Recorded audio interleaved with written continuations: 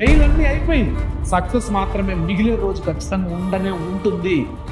ఉందిలే మంచి కాలం ముందు ముందున, అందరూ సుఖపడాలి నందనందన. థంబ్నెయిల్ చూసి షాక్ అయినారు కదా? చెప్తున్నా, గుర్తుపెట్టుకోండి, ప్రతిసారి మిమ్మల్ని మోటివేట్ చేయడం 600కి 600 టార్గెట్లు నేనే చెప్పాను. కానీ కొన్ని విషయాలు మనకు అంచనాలకు మించి మన చేతుల్లో లేనివి కొన్ని ఉంటాయి. అదే కర్మతో కూడుకున్నవి. సో ఈ థంబ్నెయిల్లో చూసారు కదా 10th ఫెయిల్ అని. అంటే ఏంటి 10th ఫెయిల్? నిజంగానే ఫెయిల్. ఎవరో లక్షల్లో ఒకడు అనుకుందాం. నువ్వు కాదు, నేను కాదు, ఇన్షాల్లా తదాస్తు. నువ్వు కాదు, నేను కాదు, నా ఫ్రెండ్ కాదు, నీ ఫ్రెండ్ కాదు, కానీ లక్షల్లో ఒకడు. వాడి పరిస్థితి ఏంటి? వృధానా? వాడి లైఫ్ స్పాయిలా? ఇది ఈరోజు నేను మీకు చెప్పడానికి మేము ముందరకు వచ్చాను. ఎప్పుడు మిమ్మల్ని ఒక అంచనాల్లో పెట్టడం నా ఉద్దేశం కాదు. పచ్చి నిజాలు, చేదు నిజాలని కూడా మీ ముందరకు తీసుకురావడం నా ముఖ్య ఉద్దేశం అన్నమాట. So welcome to Vedantu Telugu 8-10. I am your Rupesh Puthalapattu, master teacher. So ఈరోజు నేను ఏం చెప్దాం అనుకుంటున్నానంటే, ఎంతసేపు గెలుపు గురించి మాట్లాడతాం, ఎంతసేపు సక్సెస్ఫుల్ పర్సన్ గురించి మాట్లాడతాం, అబ్దుల్ కలాం గురించి మాట్లాడతాం, ఆల్బర్ట్ ఐన్స్టైన్ గురించి మాట్లాడతాం, కానీ ఫెయిల్యూర్ గురించి ఎవ్వడూ మాట్లాడదు. కానీ నేను ఫెయిల్యూర్ పర్సన్ గురించి కూడా మాట్లాడదాం అనుకుంటున్నాను. ఎందుకంటే ఒక పర్సన్ ఫెయిల్ అయినాడంటే దాని వెనకాల కూడా ఎంతో కష్టం ఖచ్చితంగా ఉంటుంది. ఏమీ చేయకుండా ఓడిపోయినాడు ఖచ్చితంగా వాడు బాధపడ్డాడు, ఎందుకంటే వాడు ఏం చేయలేదని వాడికి తెలుసు. కానీ బాగా కష్టపడి రోజుకు 12 గంటలు, రోజుకు 10 గంటలు కూర్చొని చదివిన వాళ్ళు కూడా ఫెయిల్ అవుతూ ఉంటారు. Failure is nothing but zero, failure is nothing but zero అనుకున్న వాళ్ళందరూ జీరో. ఎందుకంటే నేను 600కి 600 తెద్దాం అనుకొని 599 తెచ్చానంటే అది కూడా నా దృష్టిలో ఫెయిల్యూర్ అని నేను ఫీల్ అవుతాను. అలానే 500కి 600కి 550 తెద్దాం అనుకున్న ప్రతి ఒక్కరు 500 దగ్గర 540 దగ్గర ఆగిపోయినప్పుడు, అరే నేను అనుకున్న టార్గెట్ నేను రీచ్ అవ్వలేదు, నేను ఫెయిల్యూర్. అది కూడా ఫెయిల్యూరే. అంతేగాని ఎగ్జామ్లో ఫెయిల్ అవ్వడం ఫెయిల్యూర్ కాదు. ఫెయిల్యూర్ ఈజ్ డిఫరెన్షియేటింగ్ థింగ్ అనమాట. ప్రతి ఒక్కడికి డిఫరెంట్గా ఉంటుంది ఈ ఫెయిల్యూర్ అనే కాన్సెప్ట్. సో 10th ఫెయిల్ అనగానే మీరందరూ భయపడిపోయి ఫెయిల్ అయిపోతామా, ఏంటి ఫెయిల్, ఏంది అని మెంటల్గా మీరు ఆలోచించాలి లేదు. నేను మీకు ఏం చెప్తాం అనుకుంటున్నామంటే, నువ్వు పెట్టుకునే టార్గెట్కి నువ్వు రీచ్ అవ్వకపోతే దాన్ని కూడా ఫెయిల్యూర్గా నువ్వు కన్సిడర్ చేస్తేనే రేపు నువ్వు ఇంకో మెట్టు ముందరికి ఎదగలుగుతావు, ముందరికి వెళ్ళగలుగుతావు. అంతేగాని నేను 600 అనుకున్నా 598 వచ్చింది అంటే నువ్వు అనుకునేది ఎందుకు అవ్వలేదు అది ఆలోచించు ఫస్ట్. అంతేగాని ఇది కూడా మంచి మార్కులే కదా, నా స్కూల్లో ఇది గొప్ప మార్కులే కదా అని మాత్రం తీసిపడేకు. ఇది చాలా అంటే చాలా ఇంపార్టెంట్. సో ఫెయిల్యూర్ పర్సన్ గురించి మాట్లాడుతున్నాను కదా, ఎవరో కాదు బాబులు, నేను ఒక ఫెయిల్యూర్ పర్సనే. ప్రతి ఒక్కరు మీ అందరిలో, మీ అమ్మా నాన్నల్లో కూడా ఒక ఫెయిల్యూర్ పర్సన్ ఉంటారు. అంటే ఏంటి, వీఆర్ సక్సెస్ఫుల్ ఫ్యామిలీ అని మీరు అనొచ్చు. ఒక్కసారి మీ అమ్మ పక్కన, ఒక్కసారి మీ నాన్న పక్కన కూర్చొని మాట్లాడండి. మీ మమ్మీ మీకోసం తన లైఫ్ని త్యాగం చేసుకుంటుంది, తను జాబ్ చేయాలనుకుంటుంది, వాళ్ళ ఇంట్లో వాళ్ళు బలవంతంగా పెళ్లి చేసుకుంటారు, తన కోరికలన్నీ పోయి ఉంటాయి. But she now happy because మీలాంటి గొప్ప పిల్లలు ఉన్నారు, మంచి హస్బెండ్ ఉన్నాడు, చూసుకుంటున్నాడు. ఓకే, బట్ నా కోరిక జరగలేదా, దట్ ఈజ్ ద ఫెయిల్యూర్. అలానే మీ నాన్నని తీసుకోండి. మీ నాన్నకు కూడా చాలా అంటే చాలా కోరికలు ఉంటాయి, చాలా అంటే చాలా జీవితంలో సాధించాలి ఉంటుంది.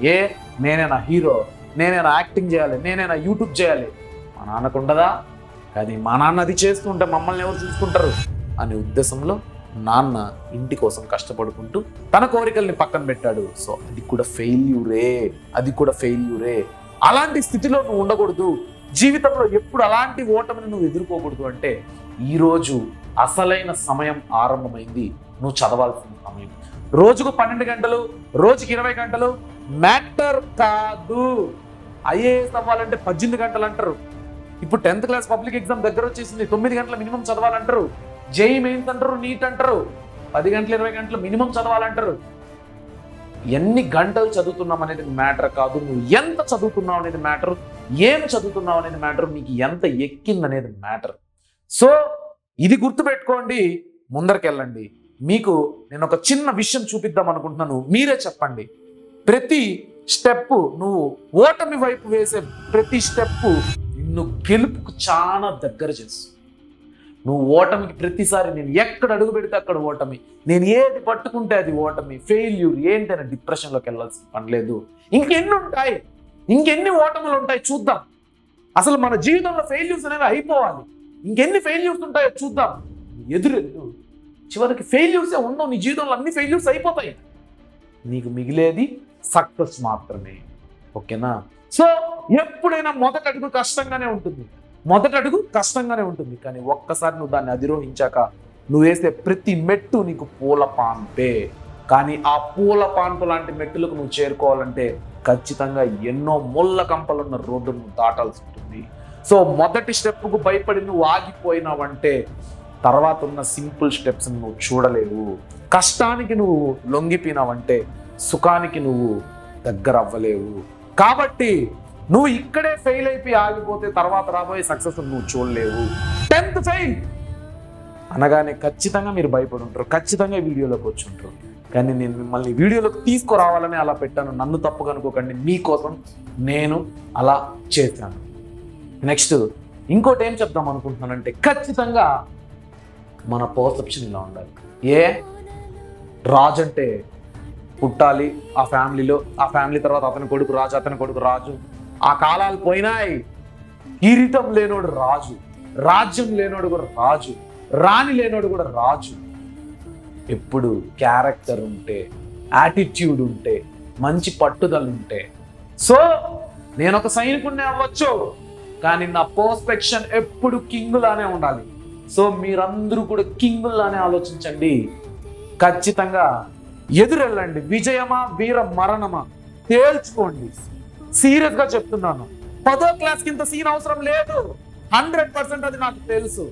కానీ 10వ క్లాస్ని తీసి పడేయాల్సినంత సింపుల్ కూడా కాదు, అది కూడా నేనే చెప్తున్నాను. సో గైస్, నేను మీలో నాటుతున్నది 10వ క్లాస్కి పాస్ అవ్వాలనే విత్తనాన్ని కాదు. నేను మీలో నాటుతున్నది ఒక పట్టుదలని, నేను మీలో నాటుతున్నది ఒక కృషిని, నేను మీలో నాటుతున్నది ఒక మంచి క్యారెక్టర్తో కూడిన పవర్ఫుల్ హ్యూమన్ బీయింగ్. ఇది నిజం. మీరు నమ్మినా నమ్మకపోయినా మీలో స్లో పాయిజన్ లాగా ఈ మాటలన్నీ ఎక్కుతున్నాయి. చాలా మంది మారుతున్నారు, వారియర్స్ తయారవుతున్నారు. సో ఖచ్చితంగా మీరు నేను కూడా కలిసి విజయాన్ని ఎదుర్కొనే రోజు వస్తుంది. ఇక్కడ ఎవడు సోల్జర్ కాదు, అందరూ కింగులే. నేను కింగే, నువ్వు కింగే. ఎవడి లైఫ్కి వాడే కింగ్. నువ్వు ఓటమి, ఓడిపోతాను, ఫెయిల్యూర్ ఇవన్నీ ఆలోచించాల్సిన అవసరమే లేదు. ఒక్కటే మాట, ఎన్ని ఓటములు వస్తాయో రాని చూసుకుందాం. వస్తావరా ఓటమి, ఫెయిల్యూర్. ఇప్పుడు ఫెయిల్ అవుతానా? అవని. ఎన్నిసార్లు ఫెయిల్ అవుతా? ఫెయిల్ అన్నీ అయిపోయి సక్సెస్ మాత్రమే మిగిలే రోజు ఖచ్చితంగా ఉండనే ఉంటుంది. ఉందిలే మంచి కాలం ముందు ముందున, అందరూ సుఖపడాలి నందనందన వినే ఉంటారు. కాబట్టి మంచి రోజు రానే వస్తుంది. కష్టానికి మీరు లొంగిపోయి భయపడిపోయి ఆగి, ఇదొక్కటే నేను చెప్పాలనుకున్నాను. ఖచ్చితంగా ఇది మీ అందరికీ నచ్చిందనే కోరుకుంటూ 10th ఫెయిల్ అనే వర్డ్కి భయపడకుండా ఒక లైక్ వేసుకొని, సబ్స్క్రైబ్ చేసుకొని, షేర్ చేయండి. బాయ్.